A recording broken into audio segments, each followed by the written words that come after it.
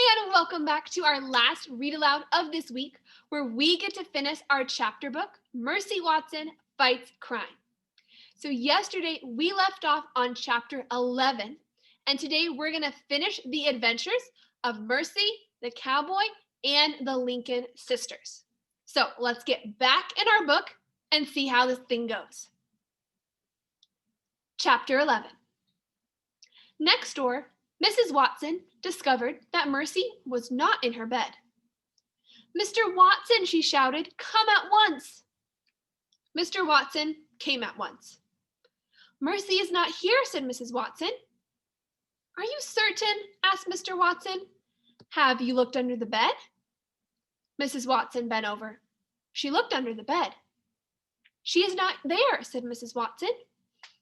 Mr. and Mrs. Watson stood together in Mercy's room. "What should we do?" asked Mrs. Watson. "Yippee-yi-yo!" "It's that noise again," said Mrs. Watson. Mr. Watson went to the window. He opened the curtain. He looked outside. "Mrs. Watson," said Mr. Watson, "we must call the fire department immediately. It's an emergency." Chapter 12. In reality, Leroy Ninker was a small thief on the back of a big pig.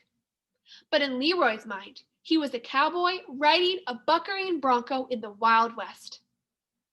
"Being a cowboy is hard work," said Leroy Ninker. "I need some refreshment." Leroy reached into his shirt pocket. He grabbed hold of a butter barrel candy. He unwrapped it with one hand. He put it in his mouth. "Ah," said Leroy Ninker, "this is the life." But just then, the pig kicked up her heels, the pig bucked, the pig reared. Leroy Ninker lost his grip. "Yippee!" said Leroy. He flew through the air. "I," said Leroy. He landed on his back. "Oh," said Leroy Ninker. Chapter 13. Mercy sniffed, but there was that delightful smell again. Butter. Where was it coming from? She looked around. She saw the little man lying on the ground. She sniffed his face. "Hee hee," the little man said, "that tickles." Mercy snuffled the man's shirt. "Hee hee," he said again. In order to snuffle the man better, Mercy sat on top of him. "Hee hee, get off me," said the man. Mercy put her snout in the man's shirt pocket. She snuffled some more. "Oh, hee hee," said the little man. "Help." Mercy found a piece of candy. She bit into it. It was sweet, it was lovely, it was very, very buttery. Mercy sat on top of the little man and chewed. A siren wailed. "Aw, shucks," said the man. Chapter 14. The fire department arrived first. "We have been to this house before," said the fireman named Ned. "You are right," said the fireman named Lorenzo. "This is the house with the pig." "And the toast," said Ned. "We ate toast at this house." "I see the pig," said Lorenzo. He pointed at Mercy. "The pig is sitting on somebody." "Good grief," said Ned. Ned and Lorenzo got out of the fire truck. They saw Mr. and Mrs. Watson running out the front door of their house. They saw Eugenia Lincoln and baby Lincoln running out the front door of their house. "This is an interesting job, isn't it?" said Ned. "Very interesting," said Lorenzo. Chapter 15. Officer Tomalelo pulled into the driveway of 54 Decawoo Drive. In the yard, he saw 2 firemen, 3 women in nightgowns, and 1 man in pajamas. They were all gathered around a pig. "Is that the pig I caught driving a convertible?" he asked himself. "It is," he answered himself. "It is exactly the same pig." Officer Tomalolo squinted. Is that pig sitting on top of somebody? Officer Tomalolo asked himself. That certainly looks to be the case, he answered himself. Officer, officer, shouted Baby. Come quickly, Mercy has caught a thief. Mr. Watson and Mrs. Watson and Eugenia Lincoln and Baby Lincoln and Ned and Lorenzo and Officer Tomalolo all looked down at Mercy. Are you a thief? Officer Tomalolo asked the man underneath the pig. I am, said Leroy Ninker. I am a thief. Were you robbing these people? Officer Tomalolo asked.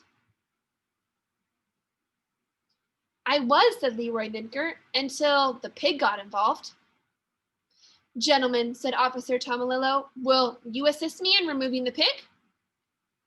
On the count of 3, Ned and Lorenzo and Officer Tomalolo lifted Mercy off of Leroy Ninker.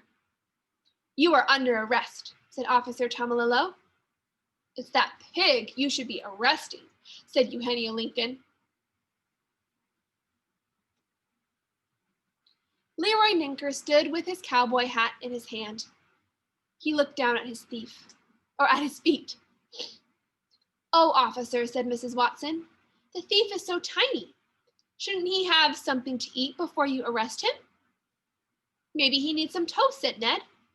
With a great deal of butter on it, added Lorenzo. Toast, said Officer Tomalolo. Who needs toast? Why, everyone needs toast, said Mrs. Watson.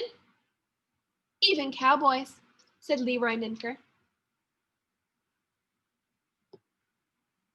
Mercy pricked up her ears. Toast? Butter? At last. She headed for the Watsons' kitchen, and everyone followed her. Chapter 16. The next morning, the front page of the newspaper read, Pet pig captures thief. Sits on him until help arrives. She is a porcine wonder, said the pig's owner, Mrs. Watson. She is a very, very brave dear, said Mr. Watson, husband of Mrs. Watson and proud co-owner of the pig. She is a sly pig, said the Watsons' neighbor, Eugenia Lincoln, and things with her are never as they seem. Baby Lincoln, sister to Eugenia Lincoln, remarked that the most interesting things seem to happen when one has pie right before bed. The pig did capture the thief, said Police Officer Bert Tomalolo. How it happened? I'm not certain, but did it happen? It did. Fireman Ned Fortune and Lorenzo Wiz were also at the scene. They both agreed that the pig has some amazing abilities. They also pointed out that Mrs. Watson made excellent toast. The thief, Leroy Ninker, is interested in reforming himself. He would like to become a cowboy. The pig has nothing to say, but she seemed very pleased with herself.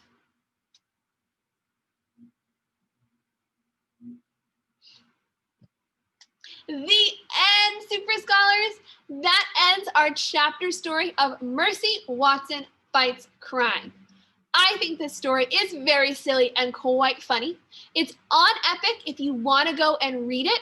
There's also other Mercy Watson stories on Epic for you to read as well. I hope you enjoyed this chapter book all week long, and I can't wait to start another one. So for right now, though, we got to stretch out our bodies so we can get our brain moving and finish our work.